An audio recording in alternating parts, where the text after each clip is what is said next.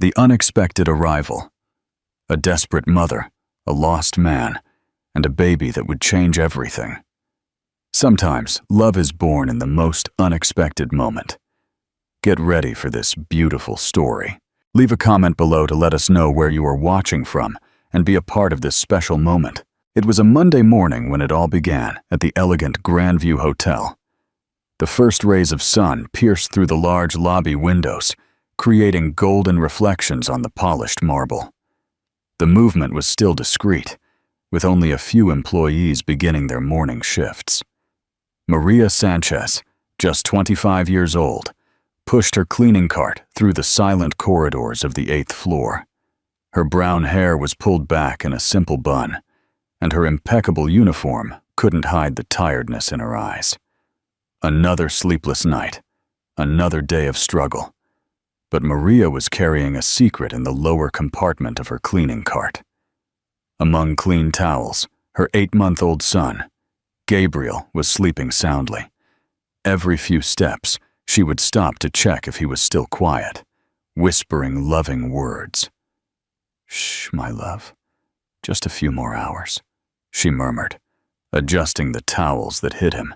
Upon reaching the door of the presidential suite, room 802, Maria knocked gently. It was always like this. 3 soft knocks, a pause, then announcing her presence. "Housekeeping!"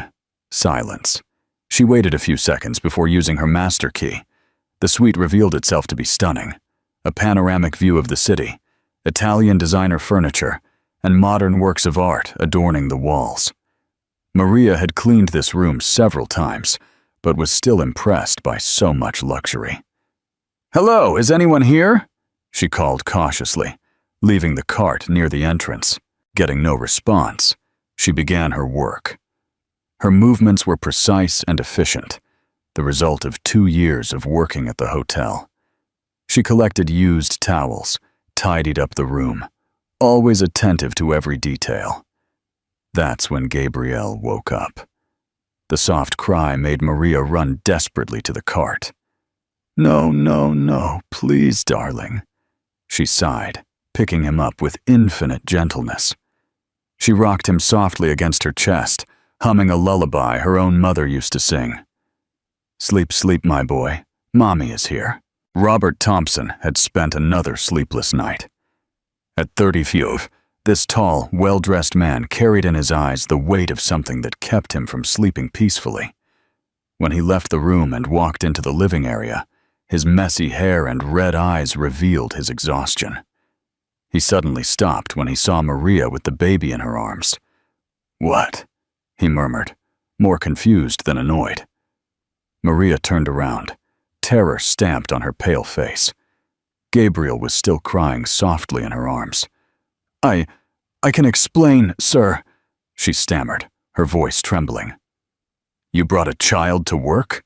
Robert asked, but there was something in his tone that didn't sound like an accusation. "Please, sir, I had nowhere to leave him." The words came out in a rush, desperate. "The babysitter canceled at the last minute, and I couldn't miss work. It's just for today, I promise that." Robert approached slowly, and Maria noticed something strange in his expression. It wasn't anger or disapproval. Was it curiosity? Melancholy? Can I see him?" Robert asked, surprising himself with his own request. Maria hesitated. This man was a complete stranger, a rich guest who could report her and destroy her life with a simple call to management. But something in his voice reassured her. With infinite care, she held Gabriel out. What happened next would change everything. Robert held the baby with surprising gentleness, as if it were something natural and instinctive. Gabriel stopped crying almost instantly, looking curiously at the unknown face. Then something extraordinary happened. The baby smiled and reached out a tiny hand to touch Robert's face. Tears began to form in the businessman's eyes. "Hi, little one," he whispered, his voice choked. Maria watched, intrigued and touched. Robert held Gabriel with sure, natural movements, as if he knew exactly what to do. The baby laughed, completely at ease in the stranger's arms. "You're perfect. Absolutely perfect," Robert murmured, more to himself than to anyone else. "Do you have children?" Maria dared to ask. Seeing the tears in his eyes, Robert looked at her, and Maria saw a deep pain in those brown eyes. "No, I never had the opportunity." He reluctantly returned Gabriel, as if every second was precious. "What's his name?" "Gabriel. Gabriel Sanchez." "Gabriel," Robert repeated the name softly, savoring each syllable. "A strong name." What came next surprised Maria even more. Instead of threatening to report her, Robert made an unexpected request. "Could you not tell anyone he was here?" Maria blinked in confusion. "That's what I was going to ask you, sir." Robert smiled for the first time since she entered the room. "Do you work in other rooms today?" "Yes, sir. I have 6 more suites to clean." "And he stays in the cart the whole time?" Maria lowered her eyes, embarrassed. "Usually he sleeps. He's a very calm baby, I swear. This has never happened before. Can I ask a question? Why don't you have anyone to take care of him?" The question touched an open wound. Maria hugged Gabriel tightly and whispered, It's complicated, sir." Robert realized he had crossed a line. "You don't need to explain. He stopped as if he wanted to say something important but changed his mind. "Finish your work, and thank you." "Thank you for what?" "For letting me meet him." Maria finished cleaning the suite in silence, but felt Robert's presence even when he disappeared into the bedroom. There was something about that man that moved her, a deep sadness she recognized in herself. When she put Gabriel back in the cart, she whispered, "What a strange man, my son. But strange in a good way." Gabriel babbled as if he agreed.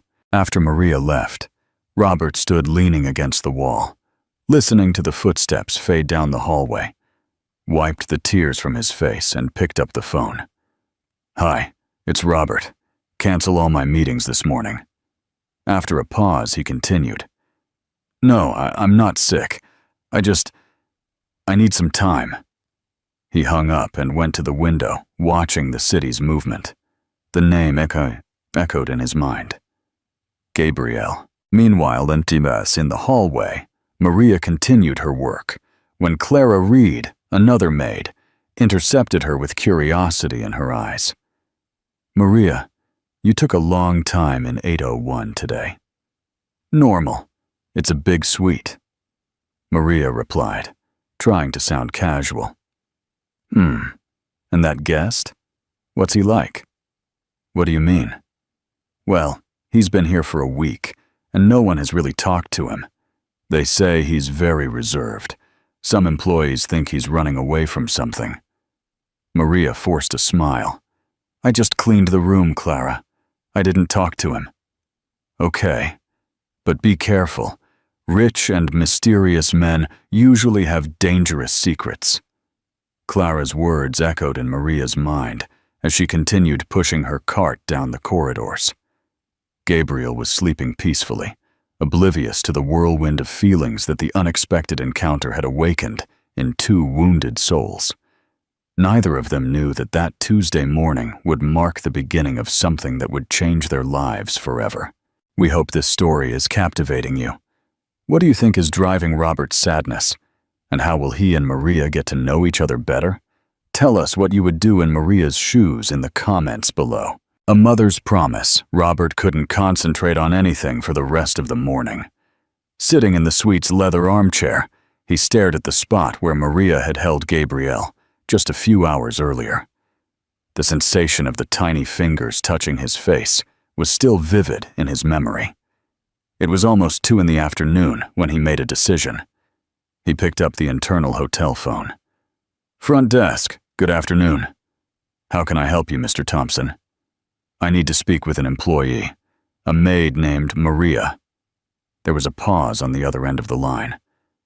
"May I ask the reason, sir?" Robert hesitated. How could he explain? She forgot something in my room. I understand. I'll check. Maria Sanchez works the morning shift, so she's probably already gone. Can I ask another maid to get what she forgot? No. The answer came out more firmly than Robert intended. I need to talk to her specifically. When does she come back tomorrow? At 7 in the morning, sir. Robert hung up, frustrated. Tomorrow seemed like an eternity. Meanwhile, on the other side of the city, Maria walked through the narrow streets of her neighborhood with Gabriel in her arms. The contrast was stark. From the luxurious hotel suites to the simple houses and bumpy streets where she lived.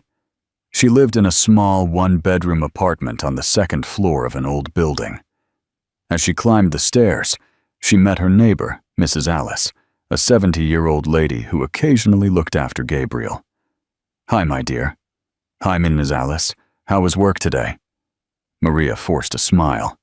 Normal, Mrs. Alice. Thank you for offering to look after Gabriel this morning. The babysitter canceled at the last minute. Don't mention it, dear. But you seem worried. Did something happen? Maria shook her head. But Mrs. Alice had known that girl for 2 years. There was something different in her eyes. Be careful, Maria. You're a hard-working and honest young woman. But the world out there is sometimes not fair to people like us. Inside her apartment, Maria placed Gabriel in the makeshift crib she had set up in the living room. The baby babbled happily, playing with a colorful rattle she had bought on sale. You liked that man today, didn't you? She whispered to her son. I saw how you smiled at him. Gabriel laughed as if he understood, and Maria's heart tightened. In his 8 months of life, her son had rarely interacted with male figures. His father? Well, his father was a subject she preferred not to revisit. The next morning, Maria arrived at the hotel 15 minutes early. She had slept poorly, dreaming of brown eyes and gentle hands holding her baby. Gabriel was particularly agitated, as if he also felt his mother's tension. Calm down, my love. You'll be quiet today, okay? She murmured as she settled him into the cart. Clara intercepted her in the employee locker room. Maria, did you hear the gossip? What gossip? The guest in 801 asked for you yesterday afternoon, specifically for you. Maria's blood ran cold. What do you mean? Patricia from the front desk told me. He called, saying you had forgotten something in his room. But that's strange, isn't it? Did you forget something there? No, not that I remember. Clara leaned in, lowering her voice. Maria, this man is very strange. No one really knows what he does. He always pays in cash. He doesn't receive visitors. And now he's asking for you. Be careful. Maria's stomach churned. Had Robert changed his mind? Maybe he now wanted to report her for bringing Gabriel. With her heart racing, she headed to the 8th floor. Upon reaching the door of Suite 801, her hands trembled slightly. She knocked on the door with less firmness than usual. Housekeeping. Come in. Robert's voice came immediately, as if he had been waiting on the other side of the door. Maria entered, pushing the cart. Robert was standing in the living room, dressed in a gray dress shirt and dark pants. He seemed to have slept better than the day before, but there was an anxiety in his eyes. Good morning, he said, and Maria noticed how his voice sounded different, softer, almost hesitant. Good morning, sir. I heard I forgot something here yesterday. Robert approached the cart. Actually, I lied. Maria's heart raced. What? I wanted to see him again. See Gabriel. The words came out of Robert with an honesty that surprised him. He had rehearsed several excuses, several ways to justify that strange request. But in Maria's presence, only the truth seemed appropriate. Maria stared at him, trying to decipher his intentions. Why? I can't really explain. Yesterday when I held him. Robert stopped, running a hand through his hair. It's been a long time since I felt a connection with anyone. Gabriel chose that moment to let out a small cry from the cart. Maria quickly bent down to pick him up, but Robert held out his hands. "May I?" Maria hesitated for only a second before handing over the baby once more. Gabriel calmed down instantly in Robert's arms, looking at him with infinite curiosity. "You're a champ," Robert whispered, and Gabriel laughed. That delightful baby laugh that made both adults' hearts tighten. "He likes you," Maria observed, still suspicious but clearly touched by the scene. "And I like him." Robert looked at Maria. "Can I ask you a personal question?" Maria tensed. "Depends on the question." "His father, where is he?" Maria's face immediately closed. "There is no father in our story. I'm sorry. I didn't mean to. He abandoned us when he found out about the pregnancy." The words came out bitter, loaded with a pain that Maria rarely allowed to surface. "He said he wasn't ready, that we were too young, that he had plans." Robert realized he had touched an open wound. "Maria, I'm so sorry. That's why I work, hiding Gabriel. I don't have family here. I don't have money for a good daycare. I do what I can." Gabriel babbled in Robert's arms, oblivious to the adult's heavy conversation. Robert rocked him gently, and Maria saw how natural he seemed in that role. "Have you ever taken care of children before?" she asked. Robert was silent for a long moment. When he finally spoke, his voice was filled with emotion. "Once." Before Maria could ask more, footsteps approached in the hallway, voices of employees. Maria hurried to get Gabriel back. "I have to work," she said, putting the baby in the cart. "Maria?" Robert called her when she had already started organizing her cleaning materials. "Yes? Tomorrow? Could you bring him again?" The question was so vulnerable, so full of hope, that Maria felt something stir in her chest. "I bring Gabriel every day, sir. I have no choice." "Robert? How?" "My name is Robert, not sir." Maria nodded slowly. "Robert." He smiled, and Maria realized how that smile completely transformed his face.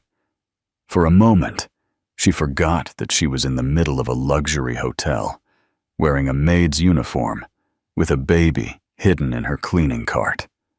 For a moment, they were just two people, connected by something inexplicable. "See you tomorrow then," Robert said. "See you tomorrow." When Maria left the suite, Robert stood in the same place for several minutes, feeling something he hadn't felt in years: hope. But in the hallway, Clara was waiting, strategically positioned near the service elevator. 45 minutes, she muttered to herself, timing how long Maria had spent in the suite. 45 minutes to clean one room. She smiled maliciously. She finally had something concrete to report to Mr. Smith. The trap was closing, and Maria had no idea. This is a pivotal moment in the story. What will Clara do with this information?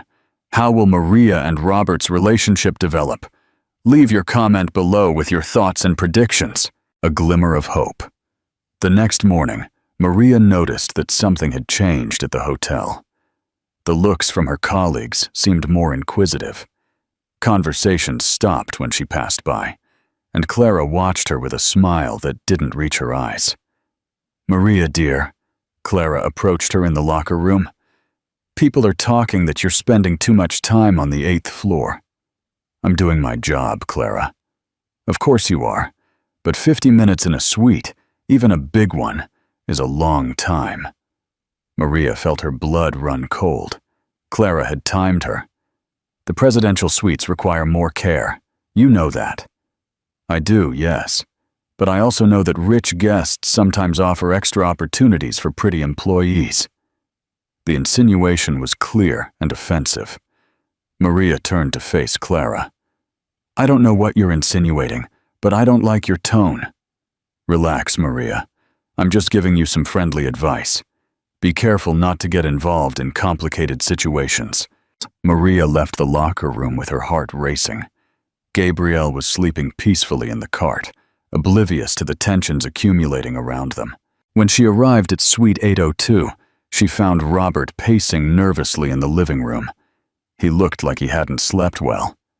"Good morning," Maria said, but she immediately noticed that something was wrong. "Maria, we need to talk." She stopped the cart right at the door. "What happened?" "Last night I got a call. An acquaintance of mine heard my name on the hotel's guest list and commented on it to other people. They're speculating about why I've been here for so long." Maria's stomach churned. "And what does that mean?" "It means that soon, more people are going to start asking questions. Let's say they find out about Gabriel, about our daily meetings. It's going to be bad for you." Maria lowered her eyes. "No, Maria. It's going to be bad for you. I can handle gossip. You could lose your job." Gabriel chose that moment to wake up, making his usual morning noises. Maria picked him up automatically, but Robert held out his arms. "May I?" As always, Gabriel calmed down in Robert's arms. But this time, Maria noticed something different in Robert's expression, a deep sadness mixed with determination. "Robert, what are you thinking?" He walked to the window, rocking Gabriel gently. "I'm thinking of leaving the hotel." The words hit Maria like a punch. She hadn't realized how much she had gotten used to those morning meetings, to seeing Gabriel happy in Robert's arms, to having someone to really talk to. "When?" "Tonight, maybe, or tomorrow morning." Maria approached, fighting against the sense of loss growing in her chest. "Gabriel will miss you." Robert looked at her. "And you?" The question hung in the air. Maria found herself unable to answer because the answer scared her. Yes, she would miss him, much more than she should. "Why do you care so much about us?" she asked instead of answering. Robert stopped rocking Gabriel and turned to her completely. "Because you two gave me back something I thought I had lost forever." "What?" "The ability to feel like I can make a difference in someone's life. The ability to feel," he hesitated, "to feel that maybe I deserve a second chance to be happy." Maria felt tears well up in her eyes. She finally understood the pain in those brown eyes, the way he held Gabriel with such reverence. "You weren't to blame for what happened to Peter," she said softly. "I was responsible. Accidents happen, Robert. Children. I promised to protect him." Gabriel began to cry, scared by the altered tone. Robert immediately composed himself. "Sorry, little one. Sorry." He held out his arms, and Maria handed over the baby without hesitation. Gabriel calmed down instantly in Robert's arms, who rocked him with gentle movements. "You're amazing with him," Maria observed. "He reminds me that I can still be useful to someone." Maria watched him rocking her son, seeing how safe Gabriel felt there. A strange sensation was growing in her chest, a mixture of gratitude, tenderness, and something deeper she couldn't yet name. "Robert?" "Yes?" "Don't leave yet. Please." He looked at her, surprised by the vulnerability in her voice. "Why?" "Why?" Maria struggled with the words. "Because I also feel that maybe I deserve a second chance to be happy." The moment was interrupted by knocks on the door. Not the soft knocks of a maid, but firm and impatient knocks. "Damn it," Maria muttered, quickly taking Gabriel from Robert's arms. The bedroom. She ran into the bedroom again, but this time Robert followed her. "No," he whispered. "I'm not going to hide you anymore." "Robert, my job. Trust me." The knocking became more insistent. Robert walked to the door with firm steps. When he opened it, he found not only Richard Smith, the hotel manager, but also Clara, with a triumphant smile on her lips. "Mr. Thompson," Richard said. I have received information that there are inappropriate activities taking place in your suite. I will need to inspect the premises." Robert did not move from the door. "By what authority?" "As the manager of this hotel, I have the right to—" "Actually, you don't." Robert interrupted, his voice taking on a tone Maria had never heard. Authoritative and confident. "As a paying guest, I have a right to privacy. Unless you have a judicial warrant or evidence of criminal activity, you cannot enter without my permission." Richard was disconcerted. He clearly wasn't expecting resistance.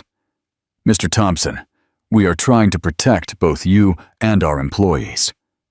"From what exactly?" That's when Clara decided to intervene. "From inappropriate involvement with employees who bring babies to work." The silence that followed was tense. Robert looked directly at Clara, then at Richard. "I see. Well, in that case, I think you need to know who I really am." Maria from the bedroom held her breath. What was Robert doing? "My name is Robert Thompson, and I am the CEO of Thompson Holdings, a company that, coincidentally, owns 18% of the shares in this hotel chain."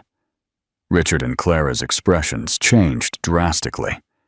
"Now," Robert continued, "let's talk about human resources policies and how this hotel treats employees in difficult situations." The silence in the hallway was deafening. Richard had visibly paled, while Clara seemed to have lost all the confidence she had shown seconds earlier. "Mr. Thompson," Richard stammered, "I didn't know you were—" "I was what?" Robert interrupted, crossing his arms. "One of the partial owners of this chain? Someone who has an active voice in corporate policies?" From the bedroom, Maria heard everything, her heart pounding. Gabriel was sleeping in her arms, oblivious to the drama unfolding. She couldn't believe what she was hearing. Robert wasn't just a rich man. He was practically everyone's boss there. "Sir, there was a misunderstanding," Richard tried to explain. The employee has a name. Maria Sanchez, and you will treat her with the respect she deserves." Clara finally found her voice, but her arrogance had turned to desperation. "Mr. Thompson, I was just trying to protect the hotel's interests. A maid bringing babies to work is against the rules." "And what exactly is the hotel's policy for employees with small children?" Robert asked, his voice sharp. Richard opened and closed his mouth several times. "Well, we don't have a specific policy for— You don't have a maternity support policy? No corporate daycare? No nursery assistants?" Robert shook his head in disapproval. "That will change immediately." Maria heard footsteps approaching the bedroom door. It was Robert. "Maria, you can come out. Please." With Gabriel in her arms, she emerged from the bedroom. Richard and Clara stared at her with expressions of shock. Richard's from embarrassment. Clara's from poorly disguised anger. "Maria," Robert said softly, "I'd like you to meet Mr. Richard Smith, the manager of this hotel. Mr. Smith, this is Maria Sanchez, one of the most dedicated employees you have." Richard stepped forward, clearly uncomfortable. "Ms. Sanchez, I would like to apologize for any misunderstanding." "It wasn't a misunderstanding," Robert interrupted. "It was discrimination. A single, hard-working mother being harassed for trying to balance motherhood with work." Robert turned to Clara, who was trying to shrink against the wall. "And you, Clara? You were specifically cruel and invasive, timing a colleague, spreading malicious insinuations." "I was just trying to—" Clara began. "You were trying to harm a colleague out of jealousy or personal malice." Robert didn't let her finish. "And that will also have consequences." Gabriel chose that moment to wake up and, seeing Robert, reached out his little arms to him with a radiant smile. "Mama," the baby babbled, his first attempt at a word. Robert melted instantly, holding out his arms. Maria handed Gabriel over, and the baby laughed happily, playing with Robert's tie. The scene was so natural, so full of love, that even Richard was moved. "Mr. Thompson," Richard said cautiously, "may I ask, what exactly is your relationship with Ms. Sanchez?" Robert looked at Maria, then at Gabriel in his arms. "Maria is special to me. She and Gabriel are very important." Maria's heart raced. The way Robert spoke, looking directly into her eyes. "Important how?" Clara couldn't hold back. Robert turned to her with an icy expression. "Important enough that I am considering making significant changes in my life, including where I live, how I work, and who I build a future with." His words hit Maria like a bolt of lightning.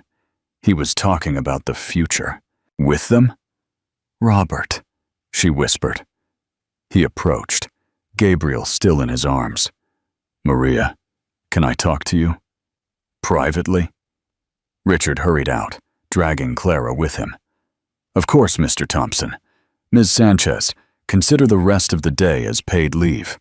Actually," he stopped, "consider the rest of the week as paid leave while we revise our policies." When they were finally alone, Robert walked to the sofa and sat down, placing Gabriel on his lap so the baby could play with his fingers. "Maria, please sit down." She sat down next to him, still processing everything that had happened. "Do you really own part of this hotel?" she asked. 15% of the chain's shares. I inherited them when my father died 5 years ago. I was never actively involved in the management because I always had my own businesses, but..." He smiled without humor. "It seems I'm going to have to start paying more attention." Gabriel babbled happily, pulling at Robert's fingers. "Why didn't you tell me?" Maria asked. "Because I didn't want it to change the way you saw me. We already had enough social differences between us." Maria lowered her eyes. "And now that everyone knows who you are." Robert stopped playing with Gabrielle and turned to her completely. "Now I want to stop hiding. Stop running away. I want to try to build something real." "With who?" "With you." The declaration hung in the air. Maria's heart was beating so fast she was sure Robert could hear it. "Robert, you don't really know me. We've only known each other for a week." "I know enough." He held her hand.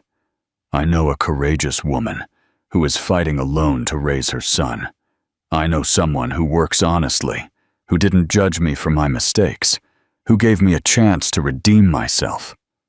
Gabriel looked from one to the other, as if he felt the intensity of the moment. "I know a kind man who treats my son as if he were his own flesh and blood," Maria said softly, "who listens to me without judging, who carries deep pain, but can still be generous. Maria, yes, I'm in love with both of you." The words came out simple, honest, and direct. Maria felt tears form in her eyes. "How can you be so sure so quickly?" "Because for the first time in 3 years, I wake up every day with a desire to live. Because Gabriel gave me back the confidence that I can take care of someone without hurting them. Because when I look at you, I see not just a beautiful woman, but a partner. Someone with whom I want to share not only the good times, but also the difficulties." Gabriel began to get restless, signaling that he was hungry. Maria held out her arms, but Robert surprised her. "Can I give him his bottle?" Maria blinked in surprise. "You know how to do that?" "Peter taught me. Before the accident." Maria watched him get the bottle from the diaper bag she always carried in the cart. Robert held Gabriel with one hand and the bottle with the other, and the baby immediately began to suck eagerly. "He trusts you completely," Maria observed. "And you? Do you trust me?" Maria watched him feeding her son with so much care, so much tenderness. "Yes," she whispered, "I trust you. Enough to let me be a part of your lives? For real?" Maria felt a tear run down her face. Robert, are you sure? I come with baggage. A baby, few resources, a complicated past. Maria, he interrupted gently. Do you think I care about any of that? We should care. We come from very different worlds. We don't. We're two people who were hurt, who learned to survive alone, and who now have the chance not to be alone ever again. Gabriel finished his bottle, and Robert placed him against his shoulder to burp him, making small, circular movements on the baby's back. The gesture was so natural that Maria's heart ached. What exactly are you proposing? She asked. I'm proposing that we leave this hotel together, that I rent a big apartment where you can stay while we decide what we want to do. That Gabriel has his own room, toys, everything a child deserves. As charity? Maria asked tensely. As family? Robert corrected her. Maria, I want Gabriel to call me Dad. I want to teach him how to walk, talk, and ride a bike. I want to wake up in the middle of the night when he's sick. I want to argue with you about how to raise him. I want to worry when he starts dating. Maria laughed through her tears. He's 8 months old, Robert. And I want to be there for every month to come. Robert leaned in closer. Maria, I love you. I love you, and I love Gabriel. I want to build a family with you. Gabriel burped loudly, making them both laugh. I think he approves, Maria said, wiping away her tears. And you? Do you approve? Maria looked at Robert, then at Gabriel, who was falling asleep in his arms, then back at Robert. I love you too, she whispered. Robert smiled, a smile that completely transformed his face. Really? Really? But I'm scared. Scared of what? That I'll wake up and discover it's too good to be true. Robert held her hand with his free hand, Gabriel sleeping peacefully against his chest. Then we'll wake up together every day to make sure it's real. Maria leaned in, and for the first time, their lips met in a soft kiss, full of promises. Gabriel murmured something in his sleep, a little smile on his face, as if even in his dreams he knew he finally had a complete family. When they separated, Robert rested his forehead on hers. Ready to start our new life? Maria looked around the luxurious suite, then at the man who had transformed her existence in just 1 week. Ready? This is a beautiful turning point in their story. What do you think will happen when they leave the hotel? And how will they navigate their new life together? Tell us your thoughts in the comments below.